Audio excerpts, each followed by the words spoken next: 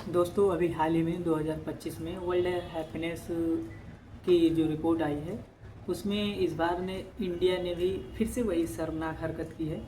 दोस्तों हमेशा की तरह जो फिनलैंड है वो पिछले 7 सालों से टॉप 1 पे बना रहा है और इंडिया 2023 में जैसे 126वें स्थान पे था, तो फिर 126वें से इस बार किस स्थान पे आया है आपको पता है? 118वें नंबर पे आया है। और वहीं अगर हम बात करें इसके रीज़न क्या क्या हो सकते हैं, जैसे कि दोस्तों आपको पता ही है कि मतलब भारत में सब कुछ है, उसके बावजूद कुछ रीज़न ऐसे हैं जैसे कि अनएम्प्लॉयमेंट रेट इतना ज़्यादा हाई है, इसीलिए लोग ज़्यादा हैप्पी नहीं हैं। और ज़्यादातर जो लोग होते हैं वो अपने दुख से नहीं परेशान हैं, यहाँ पे दूसरों की सक्सेस से परेशान है। अगर कोई आस पास पड़ोस में सक्सेस हो जाता है या सक्सेस होने वाला होता है तो उसके पहले से ही आसपास वाले लोग जलने लगते हैं, दुखी होने लगते हैं। तो ये है सबसे बड़ा यहाँ का कारण, जिसकी वजह से आज भी जो इंडियन पीपल्स हैं वो सैड ही रहते हैं।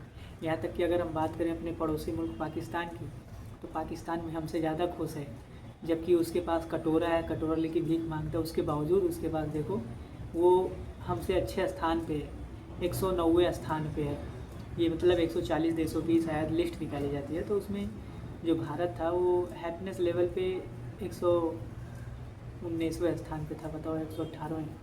और वहीं पाकिस्तान 108वें 9वें नंबर पर। सोचो कितनी खुशी की बात है हम इंडियंस के लिए।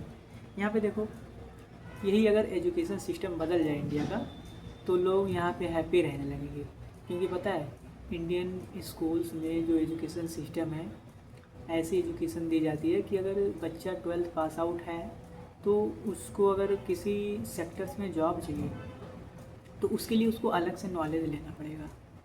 यहाँ पे केवल 12th तक की जो शिक्षा है वो आपको लैंग्वेज और हर एक चीज़ के बारे में सोचने समझने के लिए सिखाया जाता है। और कुछ ऐसी सेक्टर्स होने चाहिए जो सिर्फ स्किल पे और उसके पर्सनालिटी डेवलपमेंट में, साइबर क्राइम और एआई, आर्टिफिशियल, इन सब चीज़ों पे भी बात करें। बट इंडियन एजुकेशन सिस्टम में ये सब चीज़ें नहीं सिखाई जाती है, इसीलिए इंडियन एजुकेशन सिस्टम को बहुत सारे लोग खोखला बोलते हैं। इसलिए ज़रूरत है इंडियन एजुकेशन सिस्टम को बदलने की, जिसमें स्किल सिखाई जाए, ताकि जो बच्चा है अगर वो 12th पास आउट है तो उसके बाद उसको घर पे ना बैठना रहे और जो अनएम्प्लॉयमेंट रेट है वो इतना हाई नहीं होगा।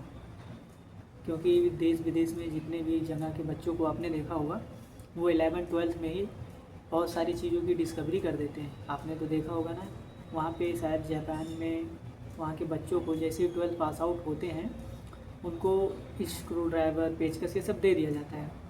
और तो और जब उनकी समर वेकेशन होती है तो उनको ले जाया जाता है किन्हीं फैक्ट्रीज़ में, किन्हीं आईआईटी सेक्टर्स में, उनको सिखाया जाता है आप अपने ऊपर वर्क कैसे कर सकते हैं, कैसे आप अपनी पर्सनालिटी को ग्रोथ बढ़ा सकते हैं, स्किल पे कैसे आप काम कर सकते हैं, ये सब सिखाया जाता है।